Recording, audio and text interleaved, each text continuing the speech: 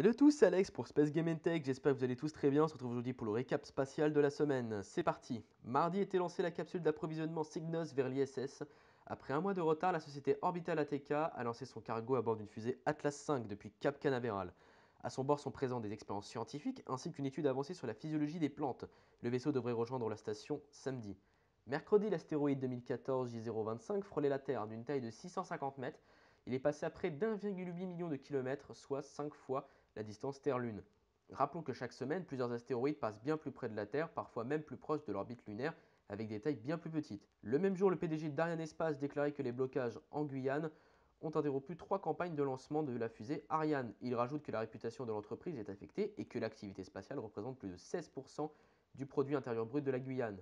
Enfin, cela pourrait avoir des conséquences financières lourdes suite à de nouveaux reports de lancement dans le reste de l'année. Jeudi, la fusée Soyouz et son vaisseau MS-04 décollaient depuis le cosmodrome de Baïkonour au Kazakhstan, avec à son bord Fyodor Yurchinkin et Jack Fisher.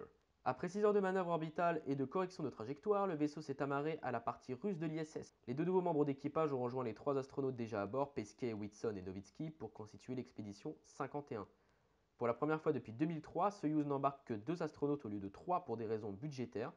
Cet équipage réduit aura pour conséquence le retour sur Terre le 2 juin prochain du Soyouz MS-03 avec Thomas Pesquet et Oleg Novitsky. Peggy Whitson reviendra avec Fisher et Yurchinkin en septembre. Vendredi conclut une semaine de sensibilisation opérée par l'Agence spatiale européenne sur les débris spatiaux. En effet, en moins de 25 ans, le nombre de débris suffisamment gros pour endommager des vaisseaux ou satellites a plus que doublé.